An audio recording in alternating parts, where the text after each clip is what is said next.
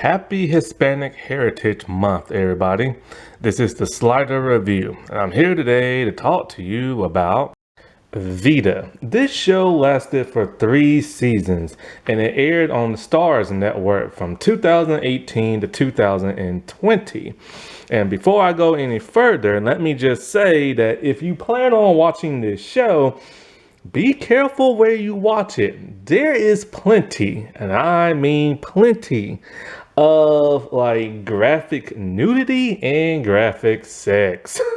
And I mean a lot. Like you see everything. It's like you're watching an X-rated movie at times. And so, like, yeah, just be careful where you watch it because you might not want to watch it in public. But this show came out on Stars, and if the Stars app is still there, you can watch all 3 seasons. You can watch the first season for free on Roku Channel TV, and you can watch all 3 seasons on Hulu. Hulu has finally put the 3rd season out. I've been wanting to talk about this show, and I wanted to talk about it last year, but I didn't realize the show lasted for 3 seasons. I thought it only lasted for 2 because at that time Hulu did not have the 3rd season for whatever reason. But now they do. And so this show is probably my second predominantly Hispanic show I've ever watched. Like I said before, whenever I did Hispanic Month like last year, there aren't that many that I've ever seen because there just aren't that many on television in America and stuff. And most of the ones that I have watched, I probably watched about 4. And one show was about like a Mexican Italian family on Disney Channel. The other one was supposed to be about a Mexican family on Disney Channel, but they had one actress who was white and one Italian pretending to be Mexican and stuff. But then there was this other show that was on Disney Channel that was predominantly Hispanic, but for whatever reason, it got canceled after 1 season, and Disney not only pulled it off Disney Channel, but Disney Plus. And I am still furious about that. But then there's this show. I remember when I was on Hulu last year, I was just flipping through looking for something to watch, and I saw this. And I'm just like, what is this? And then I read the description. I'm like, oh, that sounds interesting. But I was worried that it might be in Spanish because I don't speak Spanish no more. But thankfully, they speak English, which is a bit of a problem at times. And I'll get to that a little bit later. And so when it comes to this show, I'm just letting you know right here, right now, I'm gonna butcher some names. Look, man, my tongue, it don't roll that way. And stuff. It simply don't.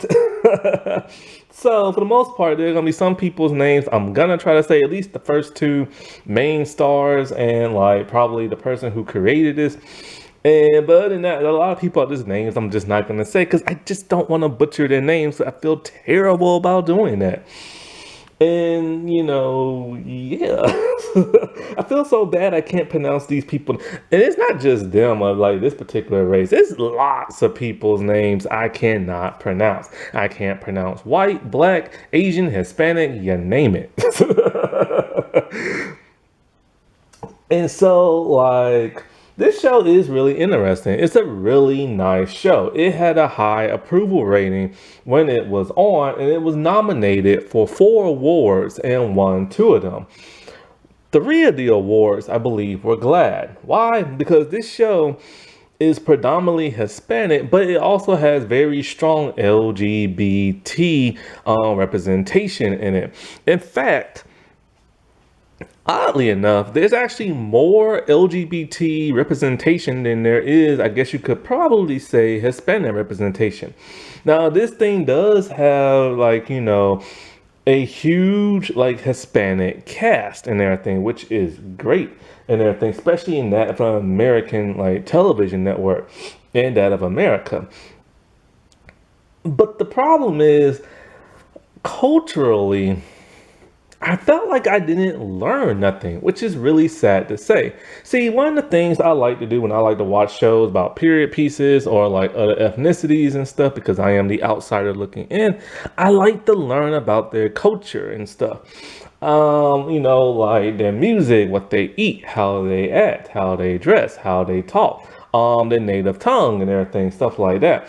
Like I find that so curious and interesting stuff because I want to learn because you don't learn this stuff in school, and sadly, and I'm not trying to take away from the representation of this show. Look, I see it like this. And anybody who's ever listened to my channel, I tell it how it is. If I like something, I like it. If I don't, I don't. If I like it and I have problems, I let people know what those flaws are. And the thing about this show, even though it lasted for 3 seasons, it feels like it's rinse, wash, and repeat. And a lot of the characters for all 3 seasons, for the most part, stay relative the same. There isn't much character development or growth or development. And whenever they do start to have character growth, then they revert back to how they were in like a previous season. So this show, they really don't grow in everything. And one of the problems with this show is that, like, what is it? Like, okay, the first season is like 6 episodes. I think the second is 10, and then I think the third is 6. And some of these episodes are like 20 something minutes long. I think there are some that might be 40, but I can't remember. And so it doesn't really give you that much time to breathe, which really sucks. It should have been an hour-long drama. And back to that representation and stuff, it's like I don't feel like I got the full on like Latino experience. I got to see some stuff that was really interesting and hear some things and learn some dirty words and stuff like that. And one of the things I learned was a white Tina, like something I've never heard before. And so while you do get aspects of their lifestyle and this and that, it's very brief and very tiny. And I wish they just would have explored that a bit more, go in depth, because I really want to see what a lot of Hispanic people feel about certain topics they touch down on this. Because, like I said before, I am not Hispanic and I am the outsider looking in, and I'm very curious because where I live at, there aren't that many Hispanic people. It's very few in the area I live in. There's more in another area, but I don't live in that area. And so when it is to the Latino people here and people I went to school with, half the time you can't even tell they're Latino. Like at first glance, you assume they're white and everything until they tell you they're Latino, and then you're completely shocked. There are a couple of like dark-skinned Latino people and stuff, but they mostly just speak full-on Spanish, and I don't know what they're saying, And so like it's really hard when you want to learn something, but you just can't, you know what I'm saying? And that's why I love TV, because TV can teach you a lot. Problem is there are certain topics that they touch down on, but like they don't go into full depth. They like you have to use you have to think outside the box and everything. But then when you think outside the box, you ask yourself more questions as to why exactly this is. And I'll give you a few examples and stuff. Like one thing I do know about Hispanic people is a lot of them are very like religious and stuff. And they kind of touch down on religion a little bit because one dude owns his own church and there's another lady who does voodoo. Now, when I was watching this one horror show, there was this one Hispanic man and he's into like voodoo and stuff. But I don't know why this person practiced this culture and stuff because it's never really explained. When I was watching the show Cloak and Dagger, and they film over in Louisiana and stuff, and there was this black character, they explained something about voodoo that I never knew. I never knew it was a religion, and a religion where a lot of black people celebrate and stuff. I never knew that because in television, especially television that are predominantly white and white networks, they portray voodoo as something evil and like, dangerous and stuff. And this was the first time I ever saw it in a good light. And so the show Cloak and Dagger helped explain why that is. And this show, they just kind of don't. They just kind of do it. And I'm just kind of wondering why.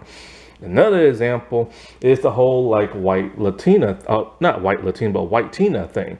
And so, like, because the two main characters are Mexican, but the other characters in the show, they don't like them. They say, oh, you're just little white girls pretending to be like, Mexican and everything. And you're not really, they literally tell me you're not real Mexicans, even though they really are. You know what I'm saying? They just, you have one character who they say, is, oh, she's so proper and, she's this business person and, she looks down on us. And then there's the other one who hangs out with, well, she was dating a white dude, but she's mostly just a party girl and she doesn't know much Spanish. And so I was really fascinated by that because, when it comes to my culture, black culture, like I've talked about this before, how there are like, so many different types of black people. There are some who are more like preppy or proper, and then there are some that are not, that's more like, street or like urban or like ghetto and stuff.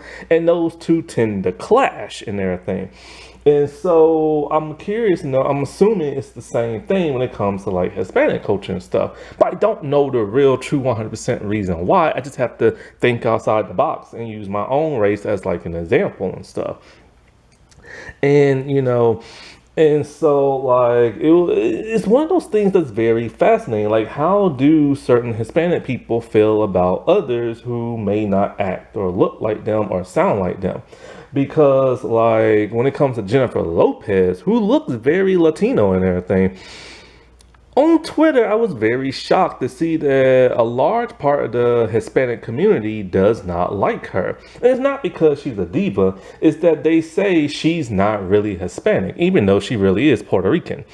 And the reason why they don't like her is because they say when she sings in her music, she never sings Spanish. And they say they are offended by that because they feel like she's looking down on her heritage and her people and all this other stuff and not embracing her culture and stuff. Which I've seen a lot of her music videos. There was one time she did come out with a fully Spanish album, but they said that's not good enough for them. They said that was just catering to them and everything. They say when they see her music videos and they hear her song, they want to see what they consider Latino representation and stuff like that. And, and so I found that very, very, very fascinating and stuff. And then the same thing goes to that one girl who's about to be Snow White called Rachel Zegler. A lot of people's been giving her hate, mostly white people who's angry for the sake of just being angry. But then there are some Latino people who are angry at her as well. And they say she's a white Tina and everything. They say she's not really Hispanic. And they say she's a white Latina at that. She says that she recognizes her privilege as a white Latina and everything. Because apparently, I believe what it is that her grandmother is Colombian, but her mom is half Colombian, half white, I think. And I think her dad is white. And so people give her crap about that. And so it is really fascinating to know like why they have a problem with that and stuff. There's this one lady, what's her name? Patty. She has a cooking show on CBS Create. And I remember when I first saw her, the title of the show is called Patty's Mexican Table. And when I looked at Patty, the first thing I thought to my head was, oh, she's white. Why is she talking about Mexican food? Turns out she ain't white. She's Mexican. She was from Mexico. And she has a very squeaky sounding voice. And I was just very shocked because I wasn't expecting her to be Latino. And when I saw her sister, I was even more shocked because her sister looks more white than she does. I believe she has blonde hair. So I am kind of curious to how, like, certain Hispanic people treat other Hispanic people who might be lighter skin color or might not speak that much Spanish and stuff like that, and how they truly feel about that. Or how they feel about the portrayal of certain Latino people on TV and stuff like that, Because one show or movie, I should say, got really positive reviews with the Latino culture is Blue Beetle that just came out. And I'm trying to think of another example. Probably can't think of it right now. but I'll probably get to it later in this video if I can think about it. And so, like I said before, when watching this show, I feel like I saw. Oh, now I remember. Okay, so there's this one girl, and she's an advocate, and she has a brother. Her brother is like a player, and they both live with their father. They're both grown adults and everything. And when a video surfaced of the daughter doing some explicit stuff, even though she's an adult, he got pissed and he kicked her out the house. And so one of the main characters of this show, the one who never speaks any Spanish, and people got on to her about that, she said something that made me think, well, what does that mean? And she asked the guy, the brother who she's messing around with, she asked him, why is your father so Mexican? But they never explained what that means. And so it left me scratching my head. I'm like, well, what does that mean? Like, how exactly do Mexican men act, especially older ones and stuff, who's probably more traditional and stuff?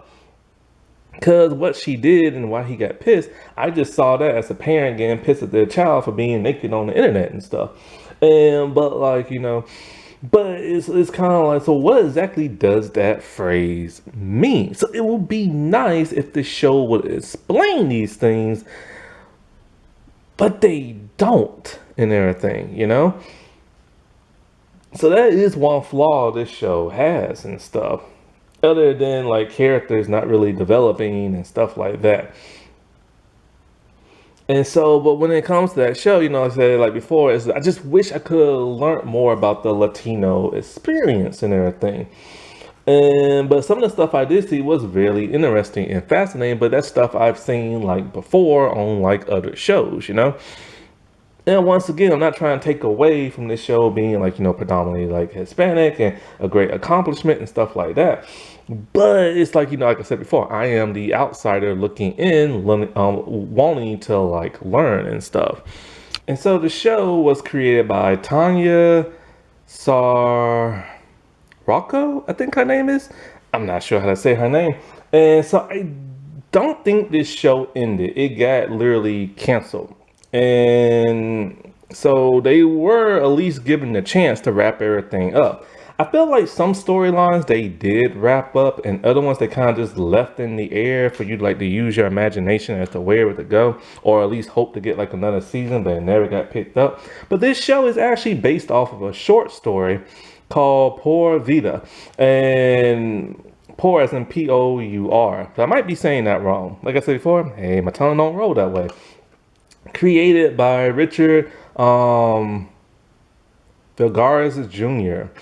And so I don't know where you can find the short story at, but this show, it stars that Melissa Benares, and she's actually been in a lot of Mexican television shows. She was born there, and this is actually the first American project she ever did in 2018. Since doing this show, she strictly now has been doing American stuff.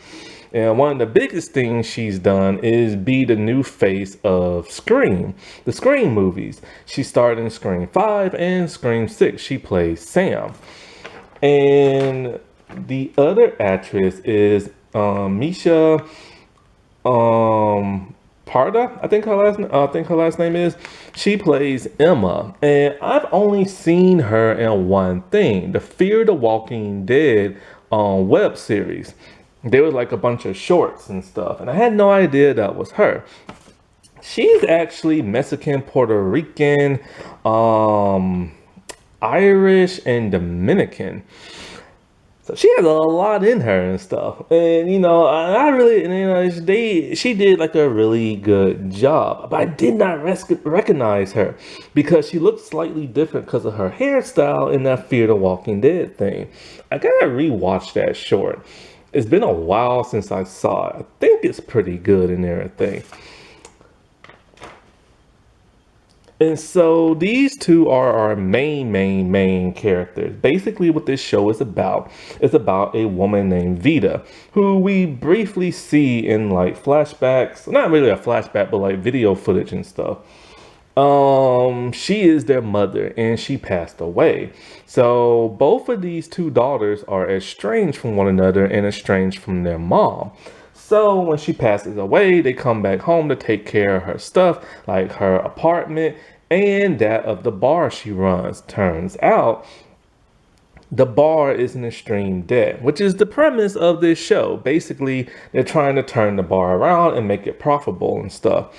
And that lasts for 3 whole seasons. And the two sisters are very, very, very different from one another. And so, like, they're in quite for a surprise. Lynn kind of isn't, but Emma is. That makes her furious. When she comes home to her mom's apartment, she sees her sister and a woman named Eddie. Eddie is Vida's lover slash common marriage wife. We assume that they are married because that's what they said for the first season. But I think in the second season, it's revealed that Vida lied and never really got married because she can't, because she's already married. And so there's a subplot by the third season where their dad is actually still alive. It was rumored he was dead, and that's why she couldn't never marry. So Eddie kind of knew, kind of didn't, and it just makes for a lot of craziness. But these two sisters are widely, vastly different. One's a wild child who does, and also very promiscuous. Like, she lets her freak fly. The other one is more closed, I guess you could say. She's more business oriented. She's more proper. She's more private in everything, especially about her sexuality.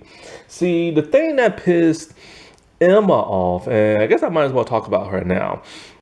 Emma. So the thing that pissed Emma off when she came home and found out her mom was a lesbian and had a lesbian lover is that because when Emma was like 9, her mom caught her and her friend doing something in the bedroom when she was a little girl. This pissed her mom off and she sent Emma away. And, talking about, oh, you're wrong for doing this and you're wrong for doing that. And so when she found out her mom was like a lesbian herself, she was furious. Now, Emma is, I believe they say, pansexual. I still have no idea what that is. I have looked it up, I have researched it, and I am still confused. It just sounds like bisexuality to me, but hey, whatever, you know what I'm saying? And so Emma, like I said before, is like, a college graduate. She's into, I think, real estate and everything. Or a business or something like that, like an accountant. She's into something like that. And she is very, kind of has like her nose up in the air. She is the oldest and she always has to take responsibility for her sister mischievous ways, and her sister messes up a lot. It's to the point where Emma asks like the actual mom in like the show when it comes to that of Lynn. Every time Lynn screws up, Emma has to find a way to fix it, especially when they have no money because they have to put that all into the like bar and stuff. And so we get to see Emma like explore her sexuality more because, like I said before, she's very private. And so, she's constantly just sleeping around with random women and random men and stuff like that. No matter where that, their places, restrooms, you name it. And so, like, there's this one guy she can't stand who keeps wanting to buy her bar. But she won't let that happen because, Eddie will not let her sell the bar. Eddie, has stake in the bar because it's split between the three of them. Or so they thought. More on that later. And so, like, Emma is stuck with this, like, bar within this apartment, and they have to own the apartment as well. And it's going belly up because Vida didn't make no money on it. Basically, Vida was like part of the community and stuff. There was a place for like the LGBT people to come in and feel safe and this and that, so she didn't charge her friends and stuff. This is why they went into debt. She was basically just giving away booze for free and stuff. And so a lot of people who live in the apartment couldn't afford to pay it, so she would let them slide on rent. When I say they are in extreme debt, they are in extreme debt. Now, one thing that does happen, that when Emma needed a contractor and everything, she found this one guy who used to be in prison.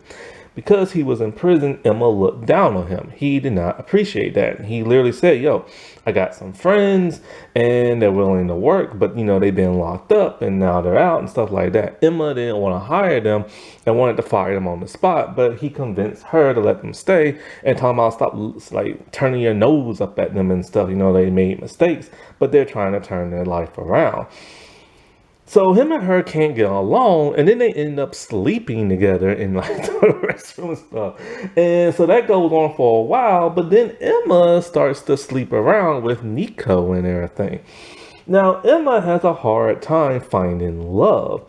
Every person she's with, it just does not work out, and they hurt her and everything. But then one thing that's really frustrating is that, like I said before, when they're in debt, Lynn puts them in more debt by running up their mom's credit card, and the mom is dead.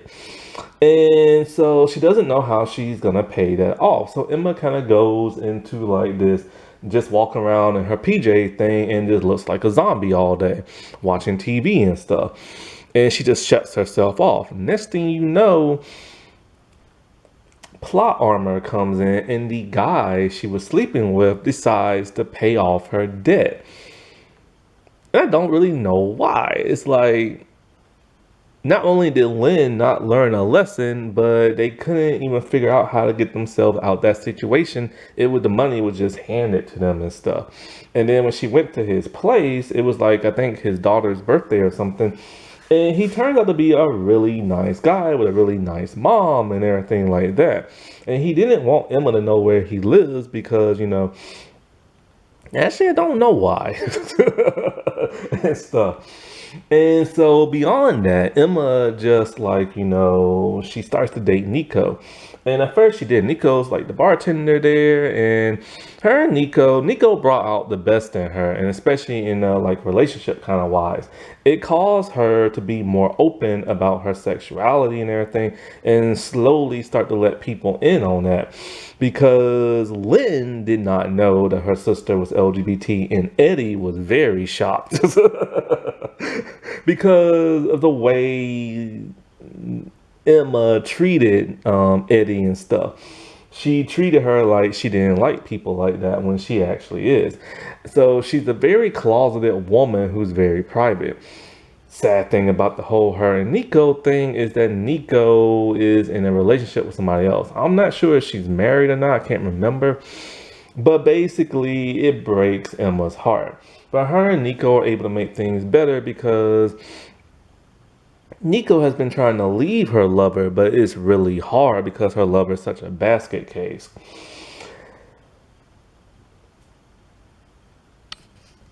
And so in this last season, when the money gets really tight and they can't really afford to fix up the place. Because one of the problem with that thing is that, there's another thing I wanted to bring up. Eddie doesn't want the bar to change whatsoever. She wants the mural to stay the way it is outside, and she wants the place to stay the way it is outside. But Emma's all like, look, this is business and we gotta bring people in. So she starts bringing in young people, and it changes the vibe. She also covers up the mural. There's two. There's one that I think is might be the mom's face or the kid's face, and so they cover that up. And that pisses Eddie off. She's all like, this is your mom's legacy and stuff like that. And you're just covering it up. But one of the murals is offensive. It has to do with an Asian person. And it's really, really, and with the words underneath it was pretty offensive. Emma wanted that cover up because it's offensive. And Eddie and all them no, that's part of the mural and blah blah blah and stuff like that. So that was one thing that was really interesting. What is the deal with Asian people and Latino? Is there a problem between those two races? It's never brought up. So bringing up the mural and everything, it makes you now wonder, okay, why does she have this offensive thing about Asian people if you don't see Asian people and Latino people at each other's throats in this show? And so things were getting really bad to where she was going to sell the bar. and everything. But then her sister finally came around and acted mature, and they decided to keep it. Not only is Emma the big sister at like a mother, she will defend her sister. Like, she's a tough woman. Her and Maddie got into a huge fight. And she, I think, was gonna beat up this one girl who threw washing powder in her sister's eyes and stuff. Because the advocates started to protest, like, the bar with all the new changes they made, because they didn't want white corporations coming in. But let's get into Lynn. Lynn is just a troublemaker. Basically, when her mom dies and everything, she takes the credit card and she blows like thousands of dollars worth of stuff on there. And so she has no way of paying it back, because I don't believe she has a job. Her and her ex-boyfriend broke up. And the thing is, Lynn's not a really good character whatsoever. She's sleeping around with Johnny. Johnny is Maddie's brother. Her and Johnny used to sleep around a long time ago when they dated, but they stopped because she moved away and got somebody else. But when she came back, they started back up. Problem is with Johnny is married and his wife is expecting. So all throughout the series, he's constantly having an affair with Lynn. And she just won't stop. And then when she thinks she should stop, she keeps doing it again. Like, she is very terrible and stuff. Even to the point where her and the wife almost got into a fist fight and everything. Lynn loves to sleep around. All throughout the show, she's sleeping with multiple men. And one time she's involved in a orgy, because she was just down and out, and she met this random guy and he persuaded her, and she was involved in a orgy. Yeah. Yeah. But she is tough. When she was tipsy drunk, like, these two dudes started walking up behind her and she was gonna fight them off and everything. But she just can't get her life in order, and she's a huge screw up. She never really learns her lesson. And so she thinks that, if she goes to this one lady who does like voodoo and stuff like that, it will like make all the spirits go away and the bad stuff and all this other stuff. And so it's just like, she's one of those characters that is like a handful and everything.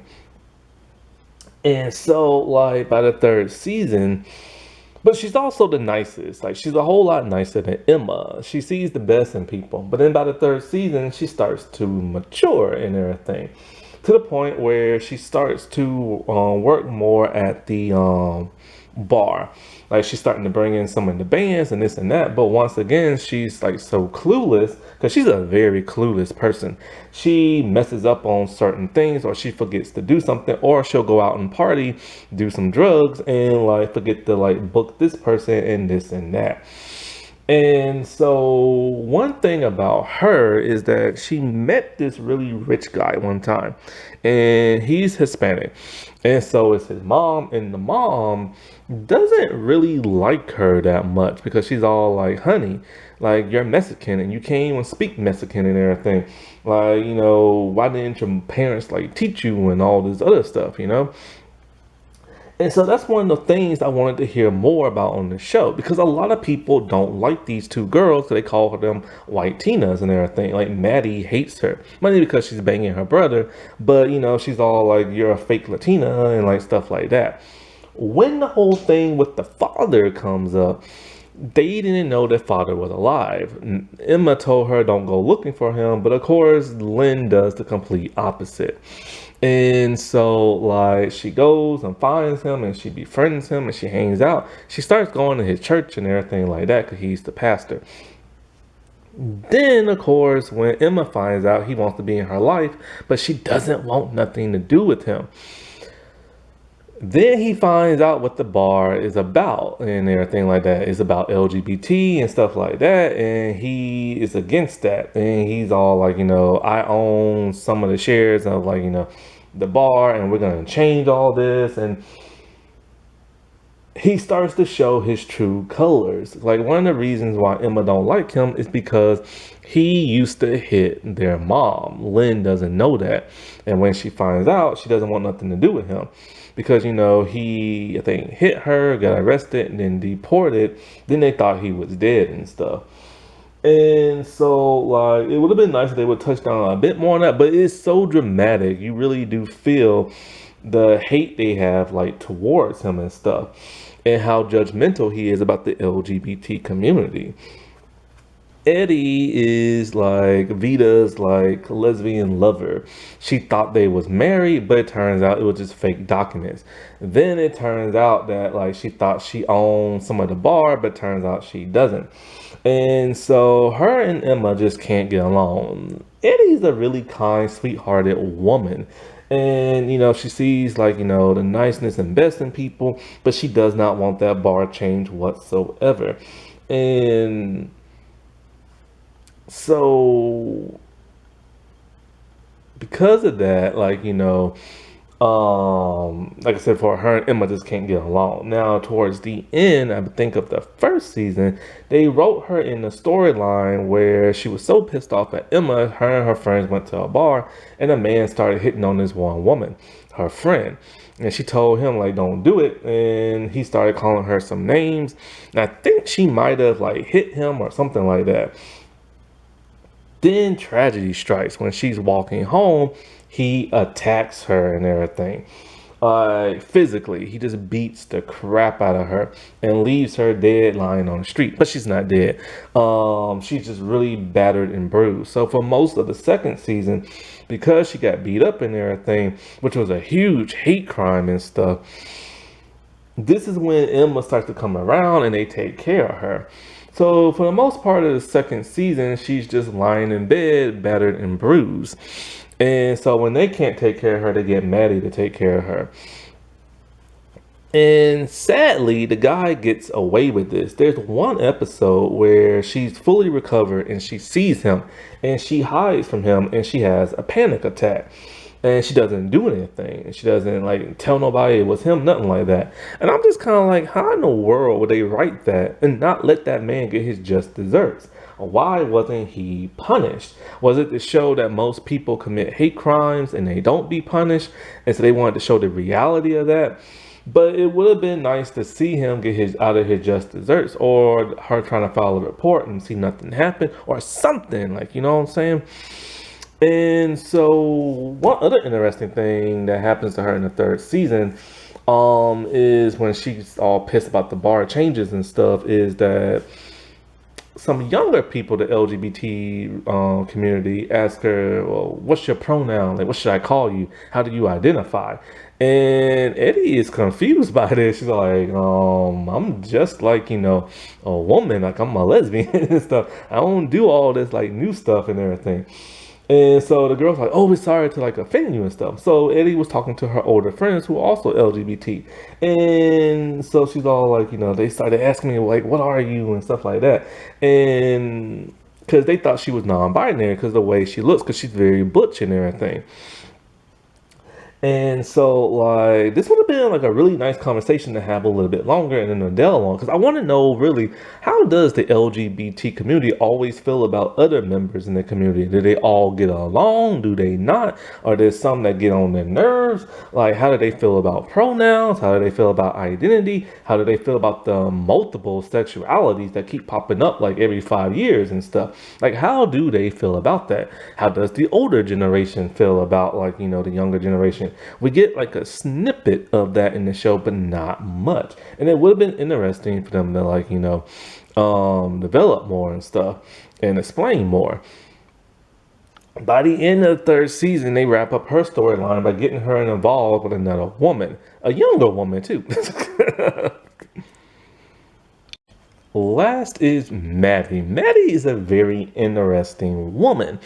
See, when I read the premise of the show about the two sisters and everything, I'm like, okay, so when the show first started, I didn't see the two sisters. Who did I see? I saw Maddie, and I'm all like, I thought, like, okay, like, she doesn't look like them, but then maybe I looked at them wrong or something like that, and I forgot what they look like. And so I would assume that if it's starting off with Maddie, then like, it will revolve around her, but she's actually a co-main star. And so like, I thought that was really interesting. They start off with Maddie, and they start off in a very interesting way. Maddie hops on like the computer or something like that, and she's advocating, she's protesting about white corporations trying to steal their identity and where they at, because they live on like the east side of LA and stuff. And so like then her dad tells her like, you have to like get to work or something like that. She basically rides a bike around town. She has this thing where she always wears like dark eyeshadow and like dark lipstick. So Maddie has a very distinct look to her. She has like dark eyeshadow, lipstick, and wears her hair in a ponytail all the time. And I remember there was this one girl I knew who was Hispanic in college, and she said she went through that phase in high school. And so like Maddie is an advocate for Latino culture and stuff like that. She doesn't like a certain ex-president, and they show it on her merch that she wears like all the time on like her clothes and stuff. And like she's the type of person who literally goes in the street, she whips out her phone, she starts recording, and she starts like not so much shouting, just talking really loud, advocating to people, talking about how they're trying to like steal their culture and everything like that, and how like they're bringing their big corporations in and stuff like that. And she's with the group of like other protesters that hang out and do this stuff constantly. And so like she lives at home with her brother and her dad. And like I said before, when she started dating this one guy on the show, he recorded her um playing the flute, let's just say that. And it pissed her dad off, and it pissed her brother off. The brother whooped the guys behind, but she went along with it though. But he still didn't like seeing that.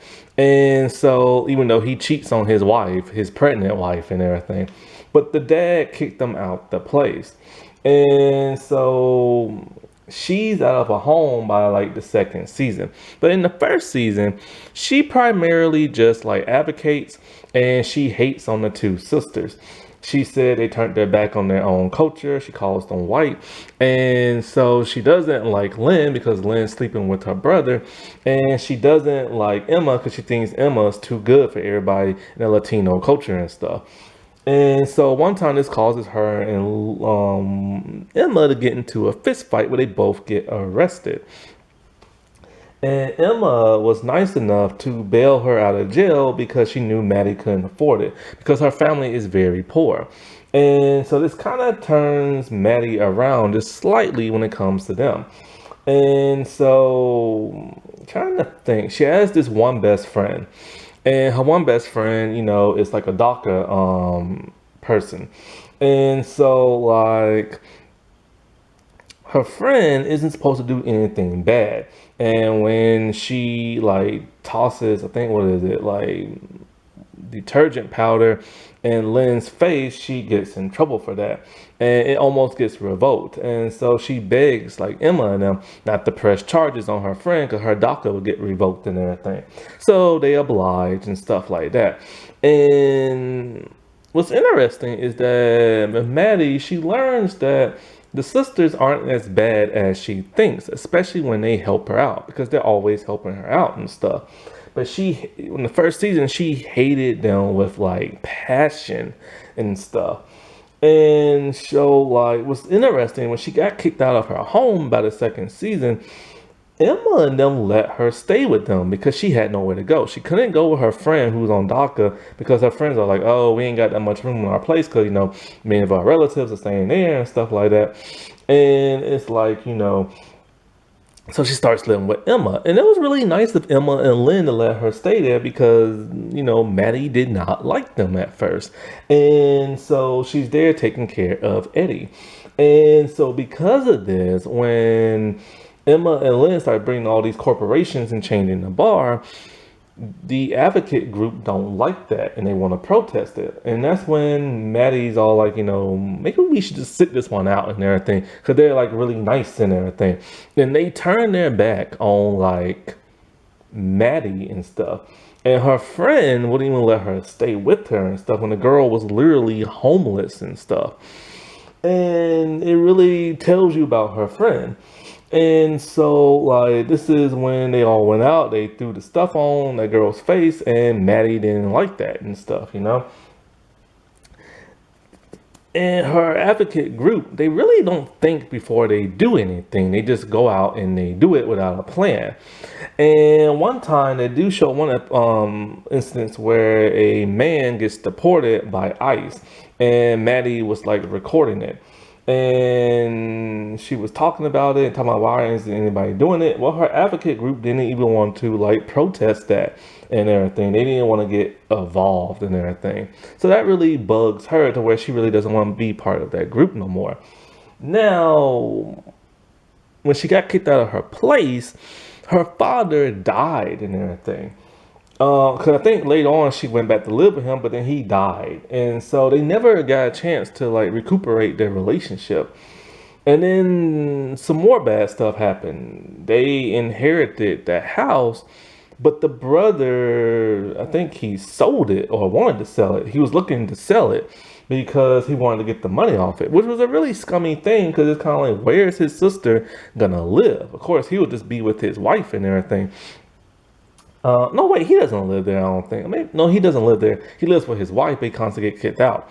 But yeah, it's like he didn't even think about where his sister's gonna live, which was a really crappy thing to like do.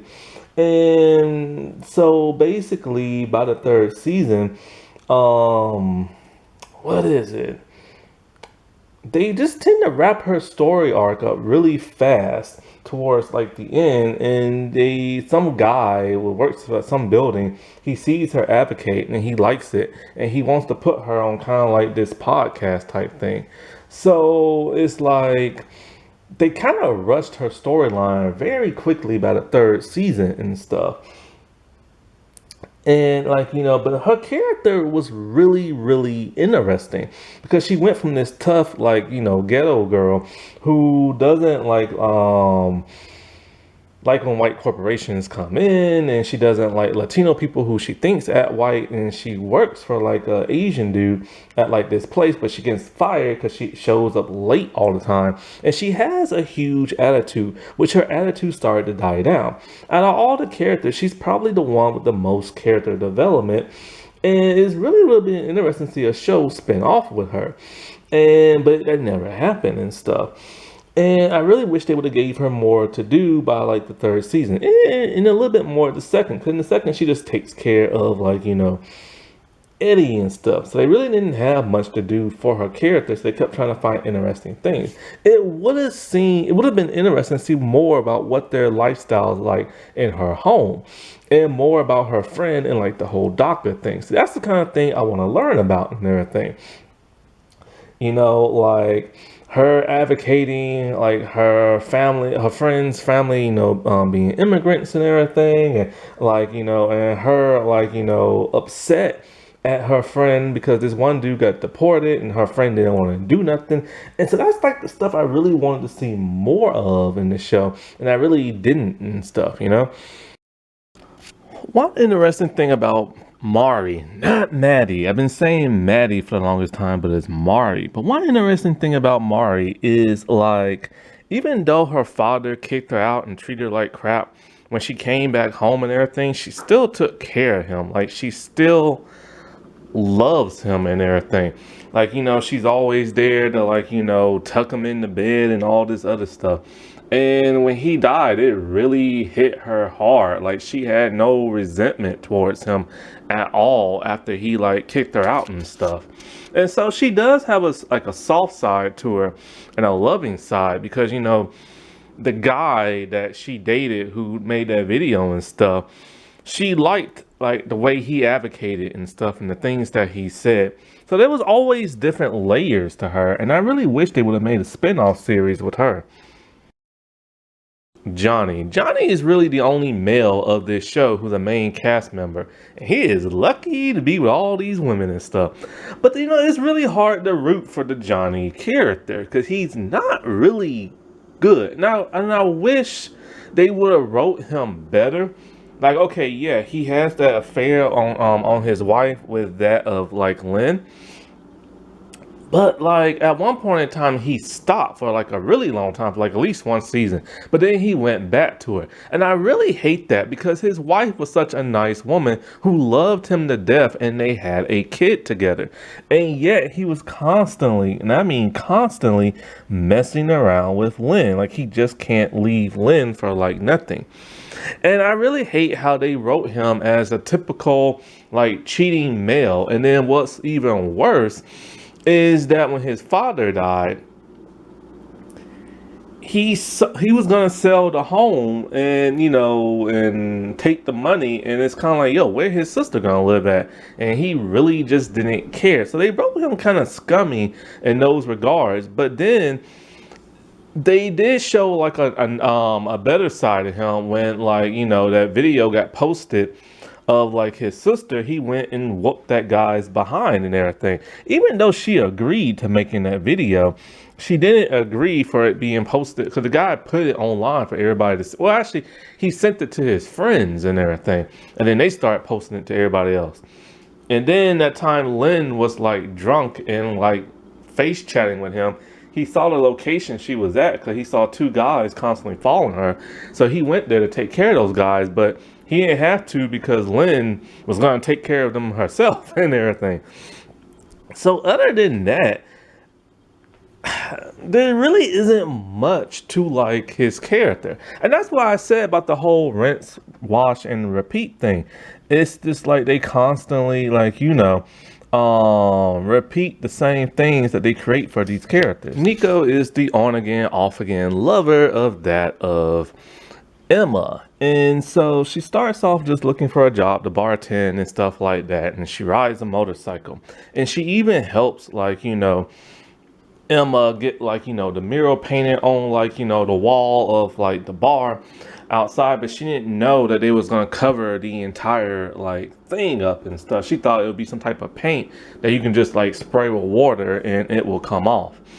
And so for the most part, she's always there for like Emma, no matter what Emma needs. Like she really is Emma's rock, and she was the best thing that ever happened to Emma until it turns out she's in a relationship with another woman and everything. And that's that woman that's like a head case and stuff. And so it causes a huge conflict between her and Emma. But she does help Emma, like, accept her, like, LGBT side and everything, because Emma's very, like, hidden and restrictive and stuff. And she helps her bring it out very slowly, taking her to, like, this art exhibit that it was some kind of weird thing with, like, a woman's reproductive system. You have to, like, crawl through it. It was, like, a big reconstructed thing and stuff like that. And that's the night she found out about, like, Nico's ex and everything.